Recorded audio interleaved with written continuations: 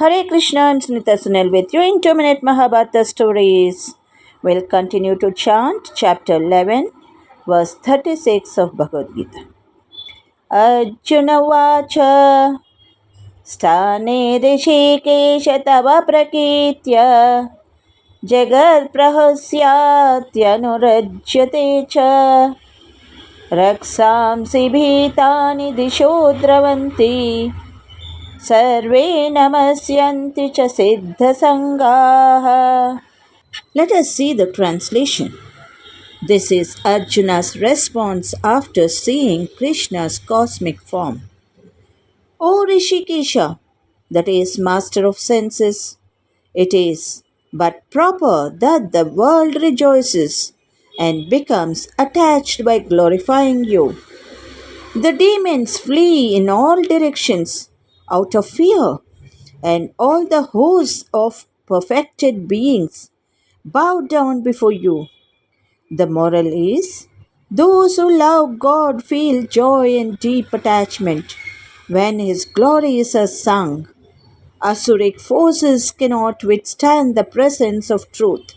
They run away in fear, whereas Siddhas, Rishis, and all realized beings bow down because they recognize the Supreme.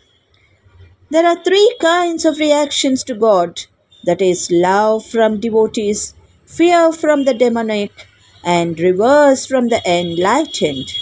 This is why Kirtan and Prakirti of Bhagavan is central in Bhakti. Tava Prakritya Jagat Prahasyati. That is, the world becomes happy by your praise. Let us continue and see it in the next episode. Thank you. Good day to all of you. ಹರೇ ಶ್ರೀಕೃಷ್ಣ. ಶ್ರೀಮದ್ ಭಗವದ್ಗೀತೆ ಅಧ್ಯಾಯ 11 ಶ್ಲೋಕ 37.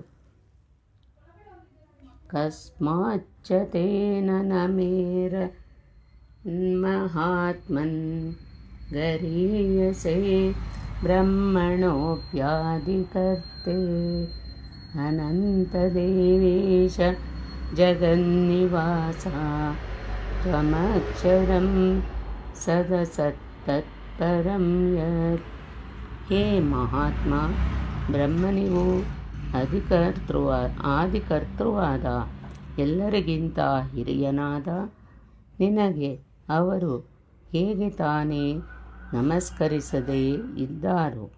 ಏಕೆಂದರೆ ಎಲೈ ಅನಂತನೇ, ಎಲೈ ದೇವೇಶನೇ, ಹೇ ಜಗನ್ನಿವಾಸನೇ, ಸತ್ ಅಸತ್ ಹಾಗೂ ಅವುಗಳಿಗೂ ಮಿಕ್ಕಿದ ಅಕ್ಷರ ಅರ್ಥಾತ್ ಅಕ್ಷಯ ಸ್ವರೂಪನು ನೀನೇ ಆಗಿರುವೆ. ಅರ್ಜುನನು ಅಕ್ಷಯ ಸ್ವರೂಪವನ್ನು ಪ್ರತ್ಯಕ್ಷವಾಗಿ ಕಂಡಿದ್ದನು. ಬರಿಯ ಬೌದ್ಧಿಕ ಮಟ್ಟದಿಂದ ಕಲ್ಪನೆ ಮಾಡಿಕೊಂಡುದರಿಂದ ಅಥವಾ ಮಾನ್ಯ ಮಾಡಿದುದರಿಂದ ಅಕ್ಷಯ ಎಂಬ ಈ ಸ್ಥಿತಿ ಎಂದೂ ದೊರಕದು. ಅರ್ಜುನನ ಪ್ರತ್ಯಕ್ಷ ದರ್ಶನ ಆತನ ಆಂತರಿಕ ಅನುಭವ. ಆತನು ವಿನಯದಿಂದ ಹೇಳಿದ,